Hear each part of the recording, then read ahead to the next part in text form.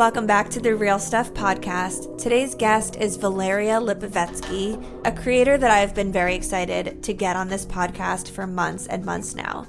Valeria, as you're going to hear, is a very unique type of content creator as far as they go. The title of influencer does not exactly fit the description of what she does and of how her brand, Valeria Inc., operates and shows up in the world. She's really ahead of the whole creator economy. She's thinking one step ahead, and she's totally approaching the whole world of content creation from a unique angle. And I, for one, really admire this from a business perspective.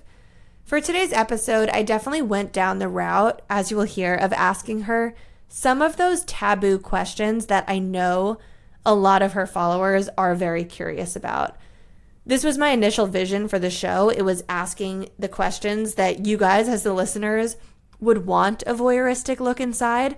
And so in this case, lots of questions about her relationship and money. I do highly recommend, if you are fascinated with Valeria, that you go to her YouTube channel because she's made a lot of videos on her own with her husband and with her family that speak to many of the topics that we cover today, from things like finances to her prenup to people accusing her of being after her husband's money. Honestly, the fact that she's spoken about many of these topics on her own already made me feel more comfortable diving into these questions with her because she's already an open book. So I do hope as a listener you take away those little things you were hoping to get out of this episode, but I also hope that you just hear how impressive Valeria is and that you fall in love with her as I did. If you are enjoying listening to this show and you're liking these conversations, please drop us a rating or a review on Apple or Spotify. If you do so, send a screenshot of it to me over on Instagram DM, and I will send you a personalized voice message back thanking you for your time. Your reviews really do help the show get seen by new audiences. And as always, if you comment on YouTube or on social media, I will see the comments, I will respond. Please let us know your thoughts on this episode. Plus, any future guest suggestions, we are open to all of your ideas. So now let's get into today's conversation with Valeria Lipovetsky. You sound like you've had the busiest summer ever. Is that the case? Yeah, I was honestly waiting for it to be this romanticized, slow July and August. I thought I'm going to learn how to make sourdough bread, and none of that happened, but all amazing, wonderful things. So I can't complain. I really want to get on the sourdough bread trend, but I have celiac disease, so I don't think it's safe for me. No. There must be an alternative for you out there. I wonder if there's a celiac friendly, like a gluten-free sourdough starter, but I haven't had the bandwidth to research yet. Girl, who has the time? I don't know. Well, we got a lot to get into. Speaking of who has the time, being moms, business owners, there's a lot going on in our lives. And as is fitting with the line of questioning on this show, I kind of want to take us way back and start in Valeria's childhood. I don't know that I've heard much about your upbringing and just your general family background. Can we talk a little bit about where you come from and what your family structure was like growing up? Yeah, it's funny. Before I get into it, I'm recording a solo episode tomorrow talking exactly about this story. There's so much information and me sharing the journey of who I was becoming once I met my husband, but not a lot who I was before him. Right. And it's a whole other kind of, Pandora's box to open. So you know what? You're getting the first kind of intro to it all, the first information and story. So I was born in Russia in 1990. My mother had me when she was 19 years old. And we became just her and I from the very beginning of my life, basically. She and my biological father got divorced when I was 2 months old. And when I was 2 years old, we moved to Israel. Now, we moved to Israel because Russia was a very dangerous place. She also experienced a horrible experience. She walked into her family home and she found her father, my grandfather, hung. So it was it was just very dark times. There was a lot of power play, a lot of gangs, a lot of instability, a lot of violence. So I think at that point, having a 2-year-old daughter and seeing kind of everything that she thought she knew crumble down. So she decided to go and run away with me to Israel. We're Jewish, so the move wasn't too hard, and we moved just her and I. And I just remember being everywhere with her. I mean, she moved. She was 21 years old with a 2-year-old. She didn't have a language. She didn't have any money. It was just her and I. And her background was in music. She was a singer. So she went into restaurants to sing at night, and then would get jobs in the same restaurants to like cook and prep, because she's an amazing cook, during the day. And she just did whatever it took to survive and start building our life there. So that was my kind of earliest memory. And then she got married again, and that's when I had my brother. And then I started at that point having some kind of a family unit, some kind of a structure, and had from what honestly I remember, a pretty amazing childhood growing up in Israel. Do you have today any relationship with your biological father? No, but by choice. I When I was 26, I went back to Russia with my mother. We decided to do a little trip back to the roots trip. And she told me, she said, if you want, we can arrange a meeting with him. So I said, let's do it. I don't know if I'll ever have the chance again. Before that, I never spoke to him ever. There was never any financial support. There was never any emotional support. They were never in contact. So at 26 years old, when I had the opportunity, I said yes, and I did meet him. It was a very interesting experience that I thought it was. I remember leaving that meeting being like, okay, well, I thought, I closed the circle there, like that's done. But as I get older, I realize that it never is really done. Things are coming up. But yeah, I had the opportunity to meet him. He's a lovely man, but I decided that I'm not necessarily interested in reigniting any kind of relationship. Do you mean that things are coming up inside of you in terms of feeling called to create a relationship with him, or things are coming up where he's trying to connect with you? No, things are coming up from not having a father in my life, from the abandonment, right? I thought that because I had a father that came into the picture with my mother's second marriage when I was about 6 years old, I thought, okay, well, I kind of grew up with a father. But as you get older and you start digging deeper, you realize that those early childhood wounds don't just go away that easily. So I am very at peace with him. I don't have any questions. I don't have anything that I need to clear with him that I did when I met him when I was 26. And I made a decision that I don't want the relationship. So I don't have, nothing comes up there. It's more like between me, myself, and I. Mm-hmm. I hear you mentioning that finances were tight and your mom moved you guys to Israel, and I don't know what she did for work, but what was your family's financial situation? I guess at that point it was just you and your mom. What do you remember hearing her say about money, or what lessons or life learnings did you take away about money at that age? My mother always been the person that knew that everything's going to work out, and she will do whatever it takes to make it work out. So she's very action driven, but also just believes in, a greater kind of power. So when I was with her, I never grew up in a household that money was like a negative conversation. And I've always seen her looking beautiful, put together. She was going out. She was still young. Like I sometimes have to remind myself, she was 24, 25, like, oh my Right. God. And we always had friends in the house. It was beautiful for me to see that, to witness that she was living a full life, even when she had to think, okay, am I buying milk, or are we taking a cab, a taxi to get to from point A to point B? So there was kind of daily struggles, but she always figured it out. Once I had my stepdad come into the picture, that dynamic, then the financial dynamic started to be weird. There's a lot of conversation about money. Everything is very negative.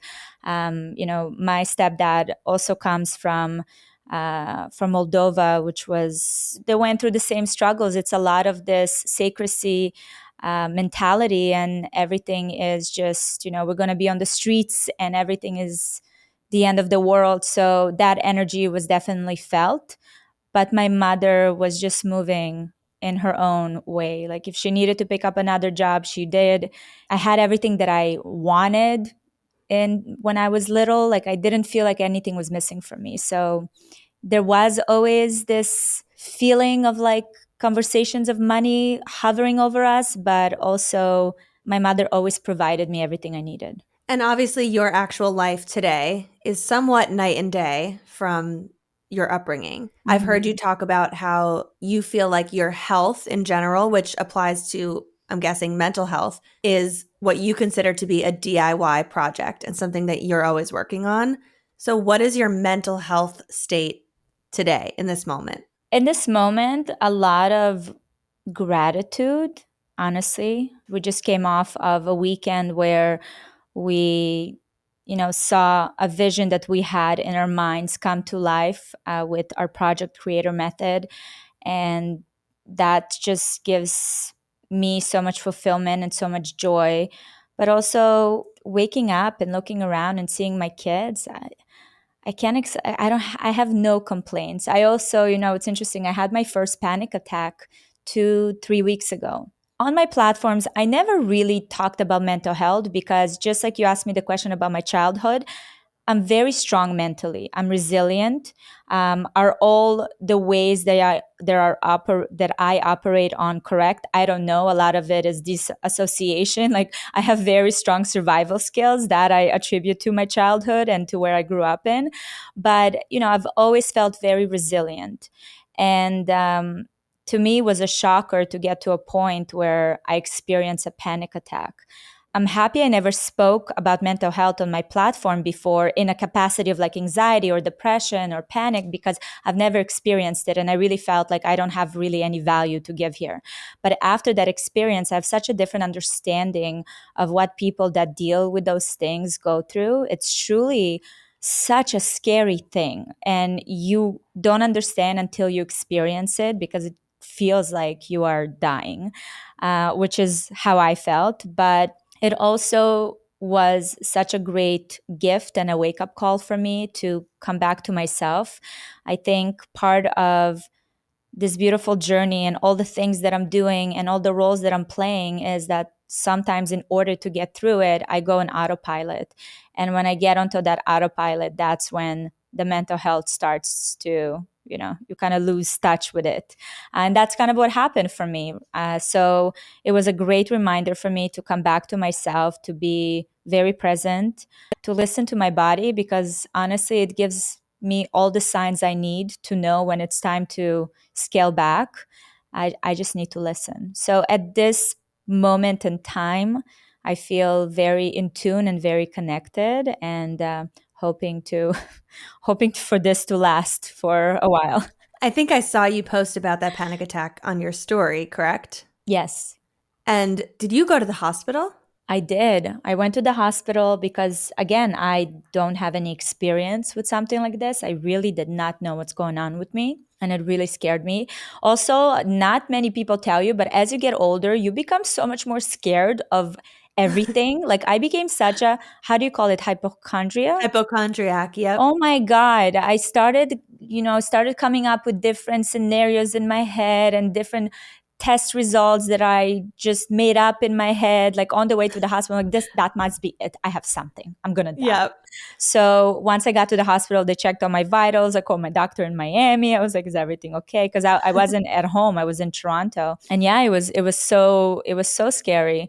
But once I came to terms with the fact that it was a panic attack, and the doctors validated that I just started looking at it in a different light. I don't know if I've ever had a full-blown panic attack, but I've definitely had moments where the anxiety wave is rising and it's, I'm kind of losing my ability to catch my breath. And I can relate to the feeling of once you start losing a grip on reality and you just feel like something's going awry within your body, you just can spiral and start to think of all these other health issues that it must be, which then makes the impending panic attack 20 times worse. Oh, of course. And, once you're also a mother and you have all these other responsibilities in your life, it just everything goes through your mind and you can't stop it.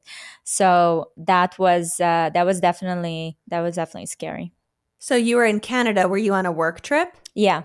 And where were you as this started to happen? I was on an interview walking around with my phone, and then I was like, okay, I'm going to pass out right now. So I hung up and I just laid on the floor. I put my legs. I'm like, okay, maybe it's the low blood sugar. Maybe I need some chocolate or water.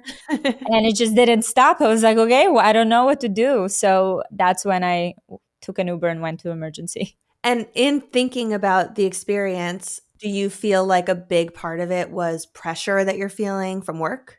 No, I don't think it's pressure. I think it's the way I was handling it. And I talk about it a lot. Like, I don't villainize stress, I don't villainize pressure. I take so much more ownership in that space where it's me because I know my boundaries and I didn't practice them. I know that, I have all the help and support that I need. And if I need more, I need to ask. Like, these are all things that I have in front of me, but I need to act on them. So it got to me because I didn't listen to myself and I didn't take action based on what I needed. So it's not the pressure, it's me. Speaking of all the help and support in the world, you recently celebrated your, 12-year wedding anniversary with Gary? Yes, I think it's 12. I get confused. I think it's 11 or 12. Yeah, it's been a long time. Well, congratulations. It's been a long time. Thank And for you. anyone who doesn't follow Valeria on social media, the talk of the town, the thing that kind of keeps coming up that you've talked about a lot and that you've shared a Mhm. lot about on social media is your age gap. Can you dive Yeah. into what that is? And I would love to hear back when you guys first met, what your ages were and how that kind of felt meeting at that age. Yeah, so our age gap is 18 years. I met Gary when I was 19, he was 37. We got together when I was 20, he was 38. And then that same year, we got married. No, I got married at 21, he was still 38. But obviously, it was a big deal for everyone around us.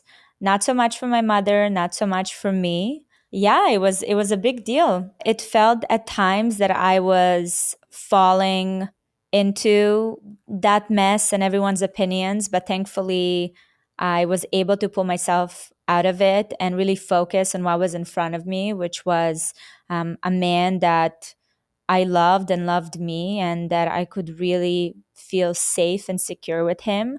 And in a way, that also healed part of that abandonment and that insecurity that I had from not having a father in my life. I very much realized that Gary helped me solve a lot of things that I carried without even realizing it.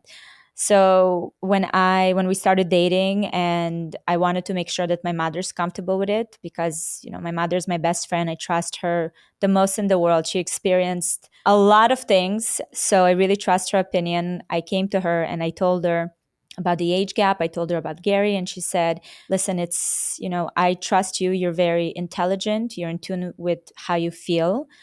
I'm going to meet him and I'll tell you my opinion, but at the end of the day, it's your decision. And I went to Gary and I said, listen, you need to meet my mother. And if she doesn't like you, it's over. it was, it was very, for me, it was very, clear what's going to happen there. But they met and she saw the sincerity. She saw the love and the devotion. And that's all she needed for me. So after that, it was a pretty smooth ride. I know that women tend to live longer lives than men. And on top of it, he's got an extra 18 years on you. So, Hmm. how do you think about that? One big disadvantage of such a huge age gap to me feels like, assuming you guys both stay healthy for the remainder of your lives and no one has a freak accident, he could go way, way earlier than you and you could have the whole second half of your life or third of your life I'm not good at math, without him? so that sounds right to me. Yeah, that's a great question. You know what? That's something that he thinks more about than me, if I'm being honest. And we had those conversations a lot, even before we got married, actually. He did want to make sure that I'm aware of all the things that would come from such a big age gap. So we spoke about it. And at the end of the day, I mean, I can't let that control my present, because then I'm missing out on this beautiful life. To me, it wasn't anything that scared me. In terms of just practically, he's taking care of it. He's like, listen, if something happens to me, there's a folder in our safe. You know what to do, you know who to call, you know that you're covered, you're taken care of, the kids are good. He's amazing in that way. But it is something that we think about. But in today's time and age, I mean, it doesn't really matter. You can go outside and get struck by a car, right? So can't really think that far. Yeah. The chewable vitamins that I grew up taking as a kid were basically candy in disguise, filled with sugar, other chemicals, and I am just beyond grateful that times have changed and now there are so many better options out there for this next generation of kids. In our house, we have been loving the Haya vitamins. They have no sugar, no gummy junk, yet somehow they still taste great. Milo did give me one to try and it was very good. And they're loaded up with essential vitamins and minerals to support things like immunity, energy, brain function, and so much more. So Haya sends you this cool refillable bottle with your first order, and it comes with stickers so your kid can decorate it, and then you get eco-friendly refill packets every month. Honestly, it's a little surreal to me to be sitting here today and talking about Haya and their children's vitamins on this podcast, because for the past couple years, one of my all-time favorite wellness podcasters, who I personally trust for every health recommendation out there, has been talking about these vitamins, and I fell in love with them long ago. And now the Real Stuff team is working out a special deal with the brand for these best-selling children's vitamins. You can get 50% off. That's half off your first order with Haya. And to claim the deal, go to hayahealth.com/realstuff. This deal is not available on their regular website. You have to go to hayahealth.com. That's HIYAHEALTH.com/realstuff and get started today. When you two first met and you're 19, he's 37, what was the discrepancy in terms of your guys' financial situations at that point? Yeah, he was well into his entrepreneurship. He had a company, and he's been building companies. So he was already on his second one. I was financially independent since I was 16, but obviously I was making money, I was traveling, I was living it up. I was never thinking about saving or didn't really know anything about money. What were you doing to make money at that point? I was modeling. So I started modeling at 16 and I started traveling the world. I moved out of the house. I lived on my own. And yeah, so I was very comfortable with being financially independent. I lived a very comfortable life. And when I met him, he was very comfortable as well. And he already had his career trajectory and knew where he was going. He was actually about to sell his second company. So there was a lot going on. So there was a pretty big financial gap between us. But Gary's very, very traditional. He's an Eastern European man.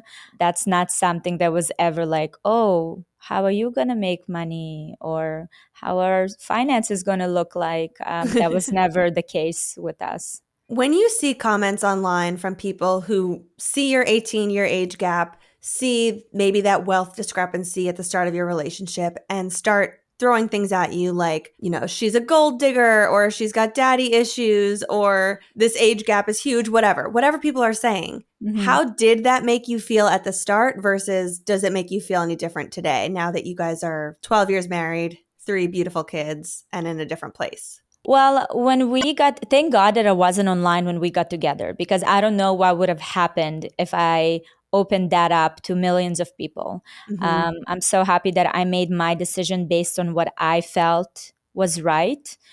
And when I got online, I was 26. I already had 2 kids. I was already married. So yeah, people were throwing gold digger and daddy issues. By the way, daddy issues, I'm like, absolutely, you're right. Yes, I have those. Like, I'm not even going to deny. But gold digger and all those things, I mean, At that point, I already didn't really care. Back then, did I feel the need to prove myself to other people? Yes. But that was also great motivation and probably one of the things that pushed me to create something of my own. And now we're here, so I'm happy for that kind of motivation. But it didn't really do anything for me. I mean, we're already pretty established in our marriage. I had kids. I was living my life. This might be a silly, crazy question, but do you think if when you had met Gary, if he had come from nothing and had no finances, that would have made you less attracted to him at that time? So to me, what connected me to him was our similar background. Gary was born in Ukraine. They're escaped as well. He's also Jewish. All the Ukrainian Jews were kind of kicked out. They moved to Canada. Family didn't have anything. They couldn't really make anything happen. Gary was the first one really in his family, not the only one in his family that kind of came out and started building something for himself. And it was a very long road. And he always felt, like a misfit. He always felt like he didn't belong, but he was extremely motivated. And that hunger and that determination and that need to succeed and survive is something that connected us because that was my childhood. That's the environment I grew up in, and that's who I was. So that's what connected me to him. At the end of the day, money is just a result of all these beautiful characteristics: determination, work ethic, vision, all those things. So the end result doesn't really matter because even if we lose everything today, I know that we're going to have money because we're going to come up with something else. Like to me, money is not it's not it's not the motivation.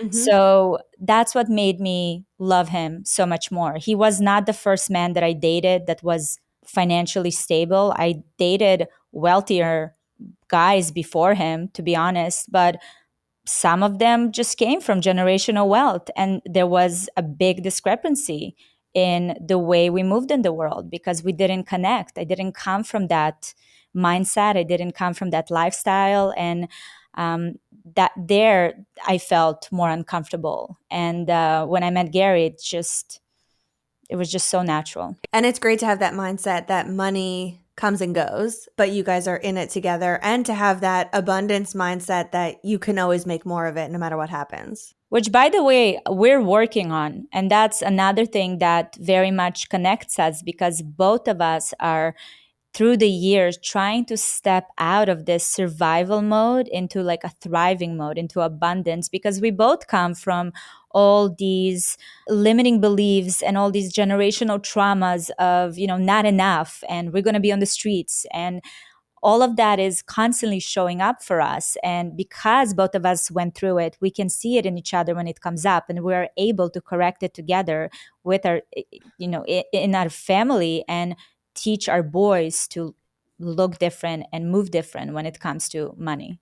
You two have this incredible YouTube video where you really open up about the prenup that you signed and all of people's pressing questions they maybe had about why you got a prenup and how you felt about it and what it says. A quote that stuck out from that video for me was, I guess Gary was the one who proposed the prenup, and he said he felt a little uncomfortable asking you to sign it because he didn't want to offend you and, make you feel bad. But he said that his dad always says the best way to achieve peace is to prepare for war.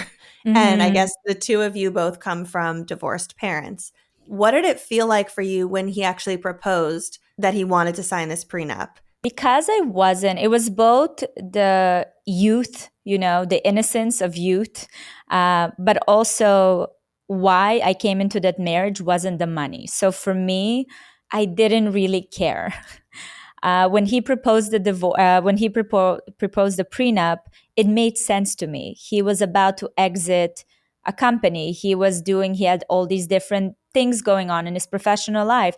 It made sense to me. I don't know. I didn't even think twice. He did say, like, you have to go. I want you to go and get legal advice and go to a lawyer of your choosing and make sure that this contract takes care of you and learn what it means. So I've learned so much in that experience. So once I went and spoke to a lawyer, the first meeting was very scary because they obviously give you the worst case scenario at all times. And you're just like, oh my God, why are we even getting married? This is the end, anyways. But then the second time and the third time, when I was able to listen and ask questions, I realized that it gives me so much power. It gives me so much clarity. The way our prenup is structured, I'm very secure. Now, the way we move in our marriage, like I don't think about these things. I have friends, to be honest with you, that didn't sign a prenup and are now miserable in their marriages. And one of the things that doesn't let them find a way out is what's going to happen for me financially, or think like what it's unclear, like how I don't want to be with nothing, I don't want to get little, like I got used to this lifestyle, I don't have any of these things. So worst case scenario, I know where I stand, I know where Gary stands, and I'm very thankful that we went through that process. When he first proposed to me, the first proposed the prenup, obviously the first thing that came up to me is all the things that I've seen in like Hollywood movies about prenup, that it's like Right, this right. scary bad thing. But once the logic kicked in, I was like, okay, this makes sense. Now that you guys have this joint business together and it has your name on the business, but he's very much running it with you. Mm-hmm. Now, are all of the assets coming in from Valeria Inc. and all of your joint properties are just joint assets? Yes, joint assets. Once we got married, everything we've done together. There's no my money or his money, it's our money. The way my prenup is structured is also there's like a step approach. So based on the years and the amount of kids, I'm also, how do you call it? Oh my God, the English word. I'm His trying to help you think of it, his but I know I'm giving you nothing. I'm not giving you an opportunity to help. The step approach is I'm entitled. Thank you so much. entitled. Yeah, I was That's going to say entitled. owed. Yes, I'm entitled to his assets from before marriage as well. So it's just the way we structured it made sense. But for me, I don't think about it this way. Once we got married, everything that we've done together. And you guys have such an interesting marriage, not only because you work together on your business, but from the way it's described on the outside, it almost feels like Gary was your agent of sorts. Mm-hmm. He He's my found Chris you, Jenner. literally, he produced you and pushed you in some amazing ways and saw this light in you maybe before you even saw it in yourself. Although you were modeling and you were already kind of working and doing things on your own, he noticed the potential that you could have before you maybe noticed it. And he sort of took over as CEO of Valeria, the person. I want Yeah. to hear about that transformation and you kind of coming into that role with him there as your Kris Jenner. Yeah. Yeah, we always laugh about the Kris Jenner situation. So listen, it was very simple. When I came on social media on my own. He didn't know what I was doing. And then once I started creating something, building something, and I started getting paid, he was like, what is this? His background is internet marketing. He's started working in that industry since the 90s. So for him, when he saw that, he's like, this is the future of media, period. And you're obviously getting traction. So it's not like he saw me and he's like, you go do a video on YouTube and let's start building this. No, I already built an audience. I already got traction. I already started making money. And he's like, listen, this is something big. I can come in and I can make this bigger because I see the vision of where this industry going. Do you want to do this? I said, yes. I didn't know how I would do it otherwise. Probably wouldn't have because I had two small kids. I'm like, I wasn't planning to build this whole structure. So he came in and with his business knowledge, his experience, his expertise, and me, we were able to build something that just was never around. Like I've never seen any other influencer that built the infrastructure that we've built and that built so many other businesses out of the business of social media. So us coming together and creating Valeria Inc., the media company, and everything that's attached to that was very much both of us. And also a huge part of his job was coaching me, honestly, because I was very insecure. I was intimidated by what it could be, and I didn't believe in myself. And as you know, it takes one person to believe in you, and you're able to just reach heights you didn't think you could reach. And for me, thankfully, it was my husband. So it was literally constantly in my ear. You're the best. You're this, you're that. You have so much talent. Like, open up. You can do this. And I let him coach me and lead me because I knew that I need to tap into what I have inside of me. So I didn't let my ego interfere in that journey. You know what I mean? Because in a lot of other cases, and sometimes people ask me this question and they pose it as kind of like, well, just kind of took the business and ran with it. And, he kind of created you. And I'm like, no, he can't do any of that if I don't play the part, if I Right. don't consent, if I don't constantly show up, because it's the business is me. So if I'm not here and I'm not showing up, there is no business. So it was truly like such a beautiful, for me, a self-development journey to realize myself. Also for us as a couple, it was beautiful because this man waking up every morning and he looks at me like I'm God's gift to the world. Like, I don't know, there's nothing else I could ask for. And then we build this beautiful company and our kids are watching us working together and making things happen. And I'm very grateful for that. So there never was any pushing you to do things that you didn't want to do or to make you show up in ways you didn't want to show up. It really was just coaching and guidance and bringing out your inner sparkle that was there. It was there, and I very early on spoke a lot about me wanting to explore that even before I started social media. So something with Gary is that when I say I want something, he's going to make sure I get it. So when I started with social media, he's like, this is the place for you to get and to understand who you are. But listen, when you say there were never moments where I didn't want to do something or I disagreed, there were many moments. I was in my 20s. I didn't have experience in business. I didn't understand negotiation. I didn't understand structure. So, yeah, we were butting heads a lot, but we were butting heads because he had his way of doing things. I had mine, or lack of. I actually didn't have any. I was just, winging it. And it was through these butting heads that I've learned to be a much more savvy business person and use logic.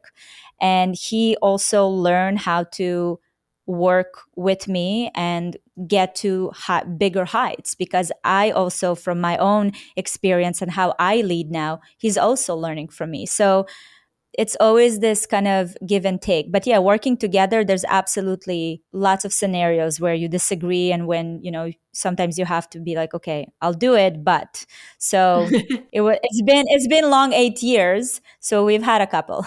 I've heard you describe your business as being almost as far as possible from just an influencer structure. And actually, you describe it as you're building a legacy brand at Valeria Mhm. Inc. What do you mean by that? And in terms of revenue and the different sources of income that Valeria Inc. and your other properties bring in, how is this different from someone who's, say, just working with brands and creating content? So we, as the media company, I mean, on our personal portfolio, we have other investments, but as a media company with Valeria Inc. in this business, we work with brands in a very different capacity. So brands don't come to us and be like, hey, this is the outline and go shoot and get it to me by then. We're truly like, we make presentation, we do pitches. We're like a media company. I have a 15 people person team, and it's constantly like being 5 to 10 steps ahead in the industry. There's a lot going on right now in terms of innovation, AI, all the things. And it's very important for me to make sure that we're ahead. So on one end, we have, our business model is brand partnerships, and it's media, definitely. We have creator method that I have a big vision for it, which is also a source of income for us, but something that I see continue to grow and really become a foundational thing for creators in the creator economy. And then we also have part of Valeria Inc. We also do investing. So we are VC and we work with a lot of brands. We invest in brands. So there's different kind of models that we use, and that is different.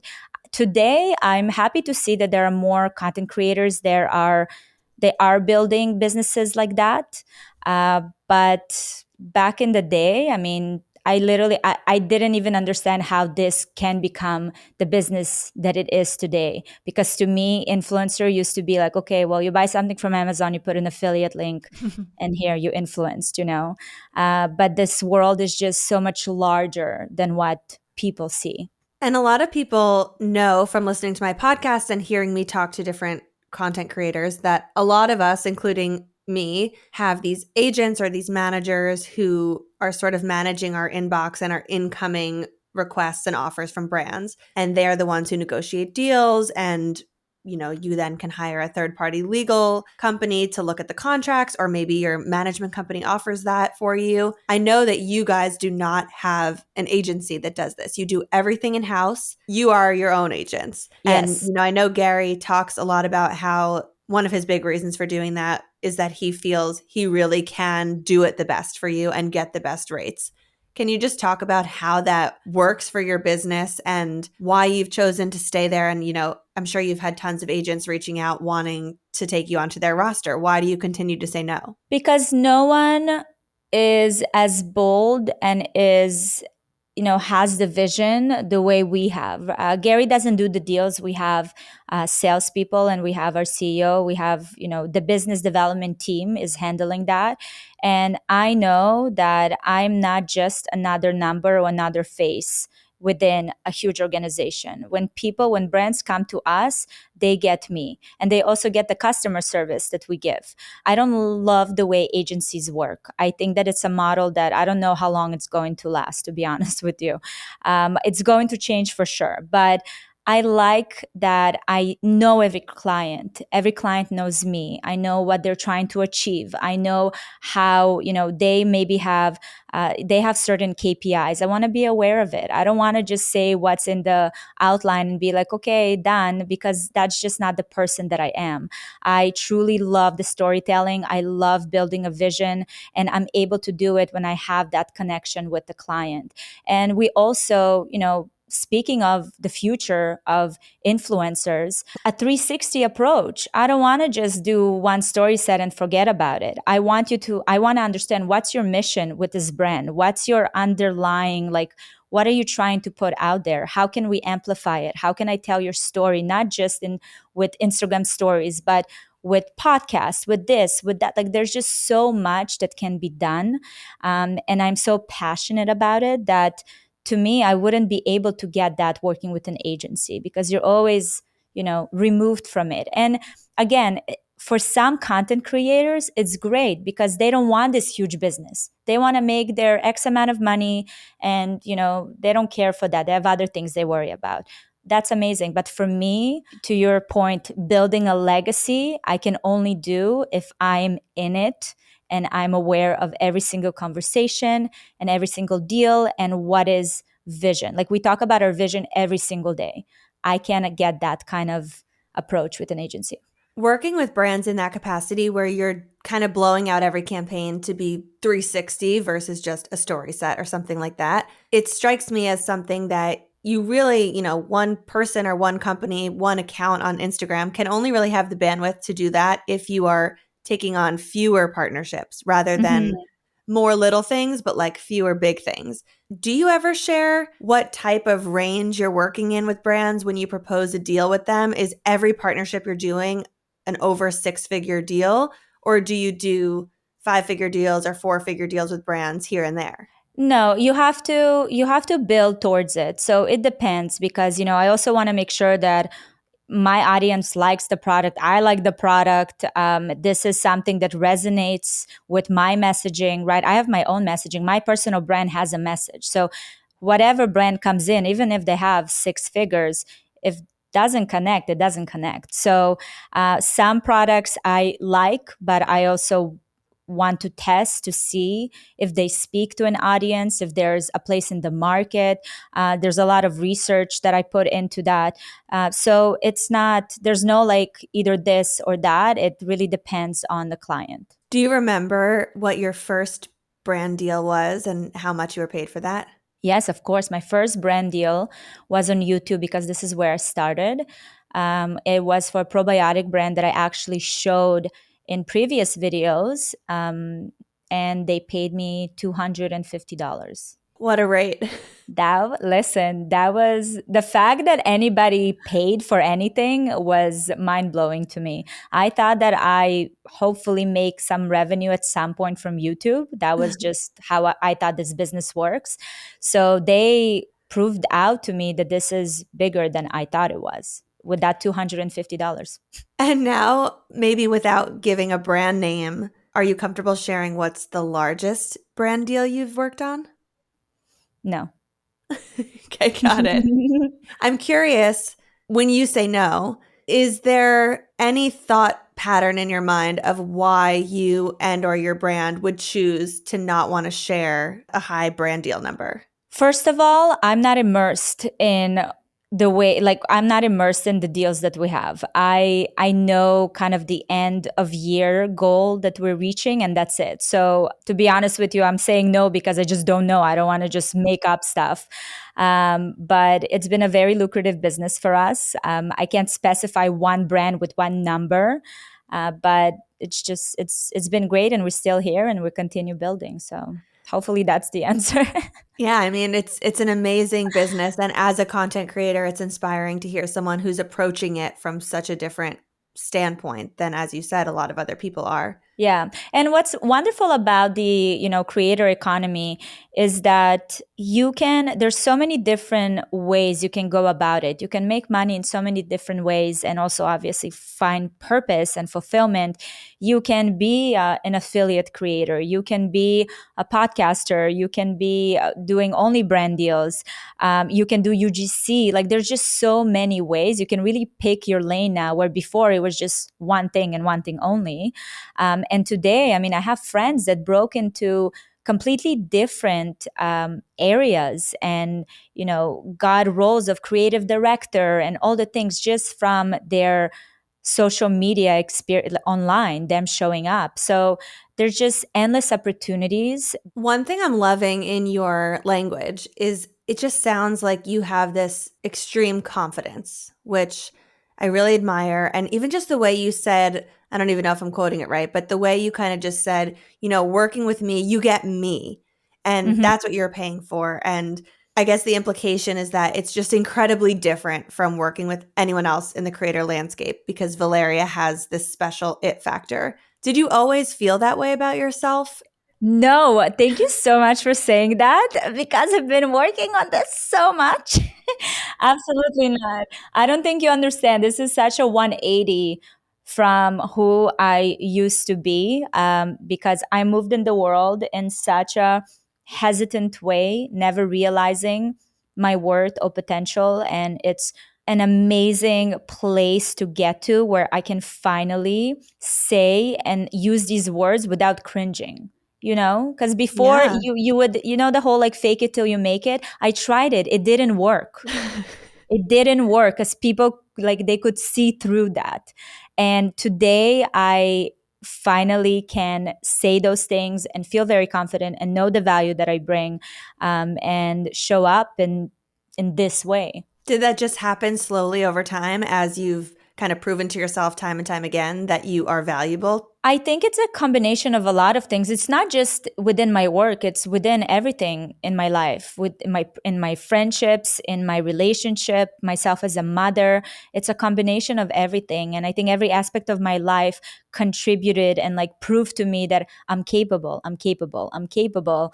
And it's now all coming together. So it manifests itself in every area of my life. Well, it is emanating off of you on this call and across your social platforms. That's how I feel you show up with that confidence every day. So you're doing a great job. Thank you. It means a lot to me. For us and people that been online for a while, you just already start seeing that this is a portfolio. This is a stage, This is not truly you go into a person's home and their soul and their everything. It's what they present to you. And, I don't want to see people crying and going through heartbreak and mental breakdowns every time I open my feed. I wouldn't show up then on social media in that case, Right. Like this is a way to escape, to get inspired, to laugh. To me, that's how I view social media. And I hope that, I made that disconnect now from the real world and it makes sense to me. And I think more and more people are doing it.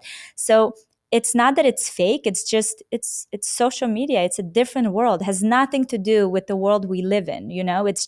It's an aspect of it, but not all of it. And it shouldn't be all of it. I almost think of it as this cloud that's just floating next to my head that I could Yep. choose to go into if I want to, but it's also could pop and poof away. And that's why it's so important to have real solid stability in your actual life. Absolutely. Relationships, stability, interests, hobbies that are yours. Yep. Yeah, very important. So just to wrap up this chat, I pulled 6 of your most frequently asked questions online. We actually did cover a few of them, but rapid fire, I just want to go through them and see your answers on them. I'm ready. As I'm looking at this line of questions, which were just pulled from your most frequently asked questions video, as the host of this podcast, it honestly makes me uncomfortable to read through these questions because you know what it feels like to me? It just really highlights the way people on social media think of women and the types of questions that they get curious about when here in front of us is this respectable, powerful, confident businesswoman who would ever ask a man questions like these. So just got to preface it with that. Listen, it's usually other women that ask these questions, and that's okay. I think that women, we get into each other's life, and it's a plus in a lot of cases. You have your village when it's village in real life. I mean, we go in and we ask all the questions, and I'm open with my girlfriends. There's nothing off limits. But with social media, it can be sometimes a little bit confusing because people feel like they can ask that, but it's not the same kind of environment. Number 1, are you going to try to have a 4th kid to see if you could have a girl? Apparently people are asking you this. No, I not in the plans. Actually, never say never, not in our plans. But I have to tell you, kids are scary like that because they're connected in like a whole other way to the universe. And my little one, Maxie, in the last month, every morning, he's like, Mama, we're going to have a baby soon. We're going to have a baby. I want a baby sister, or maybe it's going to be a baby brother. And I'm like, no, we're not. No. It's been a conversation in our household, not between Gary and I. Both of us are like, we're at the maximum right now. So the answer is no. Ish. Does Gary not have, this is not one of the questions, but does Gary not have a vasectomy at this point? No. He almost got one.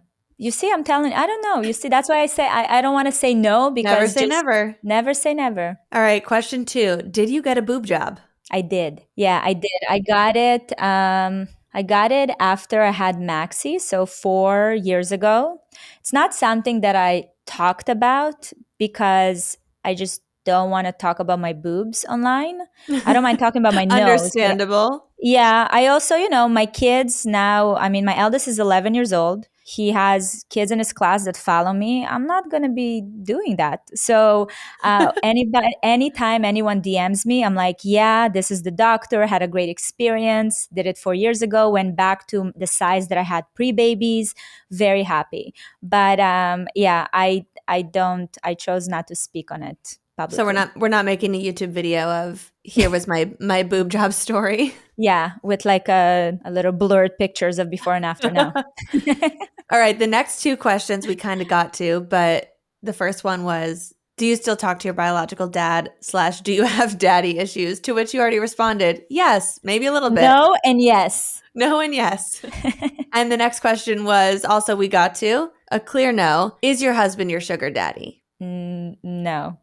He's my sugar daddy in other ways, not in the money ways. I think you might be his sugar mommy. 5th question is why you got rhinoplasty. So I got rhinoplasty when I was 16. And my mother noticed since I became conscious of my appearance that I was constantly hiding myself or like my nose. If you are an Eastern European mother, your action plan is to eliminate anything that is causing insecurity for your child. Today, it would probably be different. It would be more conversation about let's learn to love yourself and embrace yourself and all of you. But back then, my mom is like, we're going to fix that. And we just went, we did the surgery. She borrowed money from like 10 people to get this done. Like it was a journey for her. But yeah, I got it done. And it was never an issue for me again. I'm even looking at photos when I still had my old nose. The way I was like standing, and and I already started modeling with my old nose. And it was just really something that bothered me a lot. And it was important for my mom to make sure, that she helps me in any way she can. And that was that. And the last question is how often you and Gary have sex. No, people are listen. This is boundary. Boundary laid in place. Boundary laid in place. I love my community. I love people that care enough to ask, but it's nobody's business. We don't have to love those people who care enough to ask. People are just a little unhinged these days online. I'm seeing lots of comments on lots of different places that are just so out of place, inappropriate, wild. What have you seen recently? Because I've seen something this morning, but I wonder what you've seen recently that you're like, wow, what is happening with humanity? I'm getting served a lot of baby content being in my pregnancy right now. And I just simply cannot believe when someone shares a video of their child or like shares something that to them was a precious moment, the way people just jump on it and attack the one part of the video that maybe wasn't perfect, or think that they are seeing a full-blown picture of this person's life from a 5-second reel. Yeah. I'll read some of these comments and I'll just think, what has come of the world? And I don't know if I have this theory that Instagram can kind of interpret comments and seems to put the most controversial comments or the comment that's going to incite the most conversation at the top, when there can be 99 nice comments that people love the video, and then the one person who has something to say gets that top seat.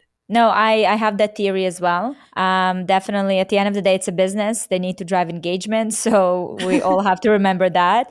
I've seen this morning a video of a mom preparing her 2 boys for school. And you can tell, she's doing her best. It's not aesthetic. They're not eating organic. It's all just like real life person that's trying to get through the morning. And the boy is rude. Obviously, she chose to put this online.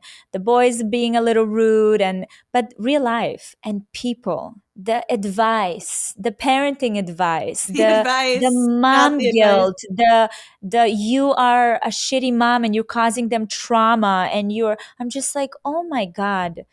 This woman, I sent her a DM. I was like, you're amazing. I hope you take a day off for yourself and you're doing the best you can. Honestly, because what in the world is happening with people? The more I see stuff, the more it just proves to me that you can't win with whatever you post. No, listen, at the end of the day, all I kept thinking about to get me off of, I was starting to get angry at the comments and the people in this video that I saw today. And all I kept thinking is like, she's making money off of it. Please make sure she makes money off of this, because at least then she can provide for her family. But yeah, it's a crazy world. One final question for you with your kids, and I'm at a stage in my life where I'm curious about this, having one son and now having a daughter on the way, and also being a social media personality, but in no way feeling like I am or want to be a family vlog platform, especially because I have a partner who's just way more private and doesn't really want to be on the content, although I convince him every so often. I know you do share your children online and you do put their faces there, and your kids have been on your podcast and whatnot. What are your thoughts about showing your kids, and just with the whole climate of safety and all the worst case scenarios, what do you think about it all? So when I first started, and I was just more innocent and wholesome about it, I was doing a lot of family vlogs on YouTube, and my kids were featured all the time. As they got older, I've realized that I want to start removing them from it and creating a space at home where they don't feel they're constantly performing.